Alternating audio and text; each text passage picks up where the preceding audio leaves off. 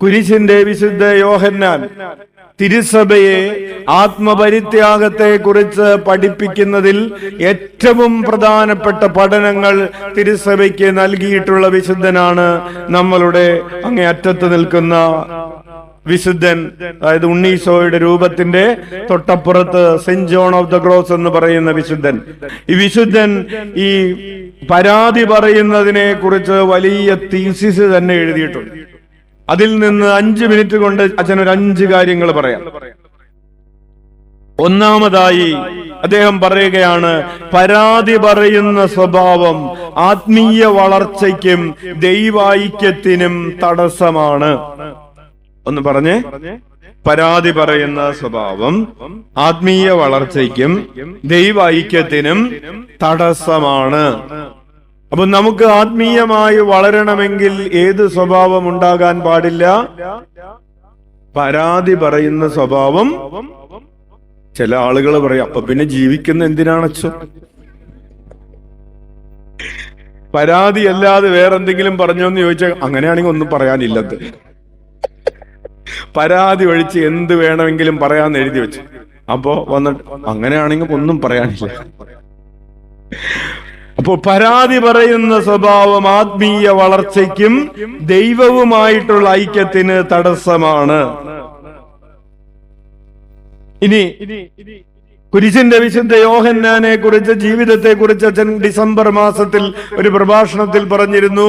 9 മാസം കുളിക്കാൻ പറ്റാതെ, അല്ലേ, തന്റെ സഹസന്യാസിമാർ ജയിലിലിട്ട ഒരു വിശുദ്ധനാണ്. അദ്ദേഹത്തിന്റെ സഹോദരന്മാര്, സഭയിലുള്ള മറ്റംഗങ്ങള് ഇദ്ദേഹത്തെ ജയിലിൽ അടച്ചു. 9 മാസം ഒരു പായയില്ലാതെ താഴത്ത് തറയിൽ കിടക്കേണ്ടി വന്നു. കുളിക്കാൻ 9 മാസം കുളിക്കാൻ അവസരം കിട്ടിയില്ല. 9 മാസം ഉടുതുണിക്ക് മറുതുണിയില്ലായിരുന്നു. രോഗങ്ങൾക്ക് ചികിത്സയില്ലായിരുന്നു. ശരീരം മുഴുവൻ വ്രണമായി മാറിയിരുന്നു. നല്ല ഭക്ഷണമില്ലായിരുന്നു. അതുപോലെ അതും കൂടാതെ പലരും അദ്ദേഹത്തെ ശാരീരികമായി പീഡിപ്പിക്കുകയും മാനസികമായി നിന്ദിക്കുകയും അപമാനിക്കുകയും ഒക്കെ ചെയ്ത് മരണത്തിന്റെ വക്കോളം എത്തിയ കഥ. പ്രിയപ്പെട്ടവരെ, ഈ കുരിശിന്റെ വിശുദ്ധ യോഹന്നാൻ എഴുതിയ ഗ്രന്ഥം, അതായത് പുസ്തകങ്ങൾ മുഴുവനും കൂടെ അച്ഛന്റെ കയ്യിലിരിക്കുന്നുണ്ട്. നമ്മളെല്ലാവരും ആ പുസ്തകത്തിൽ ഒരിടത്തും ഞാൻ ഇങ്ങനെ സഹിക്കേണ്ടി വന്നു എന്ന് ഈ വിശുദ്ധൻ എഴുതിയിട്ടില്ല. അവരെന്നോട് ഇങ്ങനെയൊക്കെ പെരുമാറിയെന്ന് saint John of the cross എഴുതിയിട്ടില്ല. കത്തുകൾ എഴുതിയപ്പോ ഇതെഴുതിയില്ല. തനിക്ക് നേരിടേണ്ടി വന്ന പീഡനം, 9 മാസം കുളിക്കാൻ കിട്ടിയില്ല, എനിക്ക് തുണി മാറാൻ കിട്ടിയില്ല, എന്നെ അവര് പീഡിപ്പിച്ചു. എന്തിന്? വിസർജ്യം. അദ്ദേഹത്തിന്റെ ആ മുറിയിൽ നിന്ന് വിസർജ്യം, ടോയ്ലറ്റിൽ പോകാൻ അനുവാദമില്ല, മുറിയിൽ തന്നെ പോകണം. അതിന് പാത്രം വെച്ചിട്ടുണ്ട്, അതെടുത്ത് മാറ്റില്ല. അങ്ങനെ ദുർഗന്ധത്തിൽ ചീഞ്ഞളിഞ്ഞ് കിടന്നതിനെ കുറിച്ച് അദ്ദേഹം ജീവിതത്തിൽ ഒരിക്കലും ആരോടും പറഞ്ഞില്ല. പിന്നെ നമ്മൾ എങ്ങനെ അറിഞ്ഞത്? മറ്റുള്ളവര് പറഞ്ഞറിഞ്ഞു.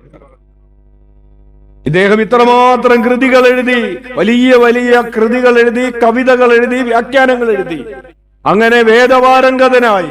പക്ഷേ താൻ അനുഭവിക്കേണ്ടി വന്ന വേദനകളെ കുറിച്ച് പരാതി പറഞ്ഞില്ല. അദ്ദേഹം ഈശോയുടെ വേദനകളെ കുറിച്ച് മാത്രമേ പറഞ്ഞുള്ളൂ.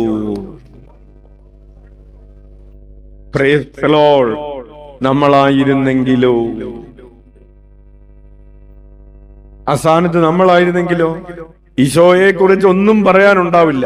നമ്മൾ പറയും, ഈശോയൊക്കെ അനുഭവിച്ചത് എന്ത്, എന്റെ കഥ കേൾക്ക്, എന്റെ കഥ കേക്ക് നമ്മൾ വഴി കൂടെ പോണവരൊക്കെ പിടിച്ചു നിർത്തി, ഇതൊന്ന് കേക്ക്, ഹല്ലേലൂയ, ഹല്ലേലൂയ. എന്നിട്ട് വിശുദ്ധൻ പറയുകയാണ്, നിങ്ങൾക്ക് പരാതി പറയാതെ ജീവിക്കണമെന്നുണ്ടെങ്കിൽ ഒരു കാര്യം ചെയ്താൽ മതി. ഒന്ന്, ക്രൂശിതനായ ക്രിസ്തുവിനെ ഓർക്കുക. ഈശോ എന്താ ചെയ്തത്? എഴുതാണ്, നിങ്ങൾക്ക് വളരെ വേദനാജനകമായത് സംഭവിക്കുമ്പോൾ ക്രൂശിതനായ ക്രിസ്തുവിനെ ഓർക്കുകയും നിശബ്ദനായിരിക്കുകയും ചെയ്യുക.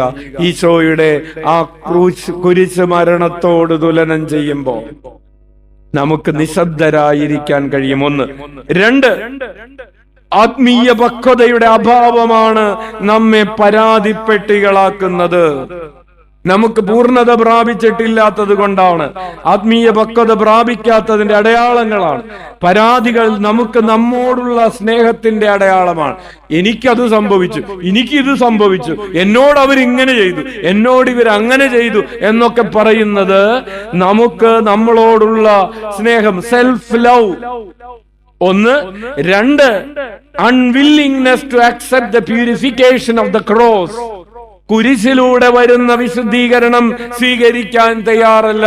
നിന്റെ ജീവിതത്തിൽ ദൈവം ചില സഹനങ്ങൾ അനുവദിച്ചു, ചില സങ്കടങ്ങൾ അനുവദിച്ചു, ചില കുരിശുകൾ, നോട്ട് ബേർഡൻസ് ബട്ട് ക്രോസ്. നീ പരാതി പറയുമ്പോ നിന്റെ ജീവിതത്തിലെ സഹനങ്ങള് ബേർഡൻ ആവുകയാണ്. നീ അത് സ്വീകരിക്കുമ്പോ അത് കുരിശായി മാറുകയാണ്. അതാണ് ഭാരവും കുരിശും തമ്മിലുള്ള വ്യത്യാസം. എല്ലാ വേദനയും കുരിശാകുന്നില്ല, ചില വേദനകൾ ഭാരമാകുന്നു. പക്ഷേ നീ പരാതി കൂടാതെ സ്വീകരിക്കുമ്പോ നിനക്ക് ആ ഭാരത്തെ കുരിശാക്കി മാറ്റാൻ പറ്റും. ഹല്ലേലൂയ. അപ്പോൾ കുരിശിലൂടെ വരുന്ന വിശുദ്ധീകരണം സ്വീകരിക്കാൻ തയ്യാറില്ലാത്തവരാണ് എന്ത് പറയുന്നത്? പരാതി പറഞ്ഞ് അവിടെ പരാതി, ഇവിടെ പരാതി, അവിടെ പരാതി. ഹല്ലേലൂയ. ഇനി രണ്ടാമത്തെ പോയിന്റിൽ തന്നെയാണ് എഴുതുകയാണ്, പരാതികൾ പറയുന്തോറും നമ്മുടെ ഈഗോ വളരുന്നു. നമുക്ക് എല്ലാവർക്കും എന്തുണ്ട്? ഈഗോയുണ്ട്. അത് വളരുന്നു, ആത്മാവ് ക്ഷയിക്കുന്നു. ഇംഗ്ലീഷിൽ അതിനെങ്ങനെയാണ് പറയുന്നത്? He believed that complaining strengthens the ego and weakens the spirit. നമ്മൾ ഇങ്ങനെ പരാതി പറയുമ്പോൾ നമ്മുടെ ഈഗോ വളരുകയും നമ്മുടെ ആത്മാവ് ക്ഷയിക്കുകയും ചെയ്യുന്നു. മൂന്നാമതായി saint John of the cross ഉപയോഗിച്ച ഒരു വാക്കാണ് തിക്കറ്റ് ഓഫ് സഫറിംഗ്. തിക്കറ്റ് എന്ന് പറഞ്ഞാൽ ഇങ്ങനെ ചെടികളൊക്കെ കൂട്ടം കൂടി നിൽക്കുന്നതിനെയാണ് തിക്കറ്റ് എന്ന് പറയുന്നത്. കൂട്ടം കൂടി നിൽക്കുന്ന സഹനങ്ങൾ, അല്ലെങ്കിൽ ഒരു കൂട്ടം സഹനങ്ങള്. ഒറ്റക്കൊറ്റക്കല്ല, വല്ലപ്പോഴും ഒരു സഹനം ഉണ്ടായി എന്നുള്ളതല്ല. എന്തായി? കൂട്ടം കൂടി സഹനങ്ങൾ. നമ്മൾ പറയില്ലേ, ഒന്ന് തീരുന്നതിന് മുമ്പ്. അത് തന്നെ, അതിനെയാണ് കൂട്ടം കൂടി സഹനങ്ങൾ എന്ന് പറയും. നിങ്ങളൊക്കെ ഇവിടെ തന്നെ ഉണ്ടോ? എല്ലാവരും കണ്ണു തുറന്ന് മിഴിച്ചിരിക്കുന്നുണ്ട്, പക്ഷെ അനങ്ങുന്നില്ല. ഹല്ലേലൂയ. അപ്പോൾ ഒരു കൂട്ടം സഹനങ്ങൾ, ശ്രദ്ധിച്ചോ, ഒരു കൂട്ടം സഹനങ്ങൾ നമ്മെ ഒരു കൂട്ടം അനുഗ്രഹങ്ങളിലേക്ക് നയിക്കുന്നു. ഒന്ന് പറഞ്ഞേ, ഒരു കൂട്ടം സഹനങ്ങൾ നമ്മെ ഒരു കൂട്ടം അനുഗ്രഹങ്ങളിലേക്ക് നയിക്കുന്നു. ഇംഗ്ലീഷിൽ അത് കുറച്ചുകൂടെ മനോഹരമാണ്. Thicket of, if you want, St. John of the Cross believed it is impossible to reach the thicket of the riches and wisdom of God except by first passing through the thicket of much suffering. സഹനങ്ങളുടെ തിക്കറ്റ്, സഹനങ്ങളുടെ ഒരു കൂട്ടം സഹനങ്ങളിലൂടെ നമ്മൾ ഒരു കൂട്ടം അനുഗ്രഹങ്ങളിലേക്ക് യാത്ര ചെയ്യുകയാണ്. Hallelujah. നിനക്ക് ഒരു അനുഗ്രഹം മതിയെങ്കിൽ ഒരു സഹനം മതി. പക്ഷെ നിനക്കൊരു കൂട്ടം ഇല്ലേ? നമ്മുടെ നിയോഗങ്ങൾ എത്രയാണ്? 7 അല്ല 770 അല്ലേ? ഒരു അനുഗ്രഹം കിട്ടിയാൽ മതിയോ? നിങ്ങൾ ഒരു നിയോഗം നമുക്ക് ഒരു നിയോഗമല്ല, 7 അച്ഛാ 7 മതിയാ. 7 കഴിഞ്ഞിട്ട് ബാക്കിയുണ്ടല്ലോ, 770 ഉണ്ട്. അപ്പോൾ അനുഗ്രഹങ്ങൾ, ഒരു കൂട്ടം അനുഗ്രഹങ്ങൾ വേണം. നീ ഒരു കൂട്ടം സഹനങ്ങളിലൂടെ കടന്നു പോകാൻ തയ്യാറാകണം. ഹല്ലേലൂയ. അതുകൊണ്ട് സഹനങ്ങൾ ദൈവം തന്റെ സുഹൃത്തുക്കളെ വിശുദ്ധീകരിക്കാൻ കൂടെ കൂടെ കൊടുക്കുന്ന സമ്മാനങ്ങളാണ്, വല്ലപ്പോഴും കൊടുക്കുന്ന സമ്മാനമല്ല.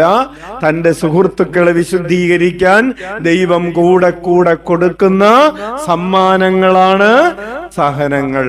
സൗകര്യം ഉണ്ടെങ്കിൽ ഒന്ന് കൈയടിച്ച്. കയ്യൊക്കെ അടിക്കാം, പക്ഷേ കേൾക്കാൻ അത്ര സുഖമുണ്ടോ? അതാണ് അച്ഛൻ ആദ്യം പ്രസംഗത്തിന്റെ ആദ്യം പറഞ്ഞില്ലേ, അടുത്ത ആഴ്ച വരൂല്ല എന്ന് തീരുമാനിക്കുന്നവർ കൈവക്കിയെ.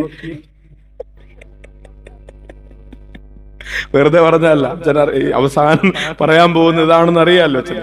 ഹല്ലേലൂയ.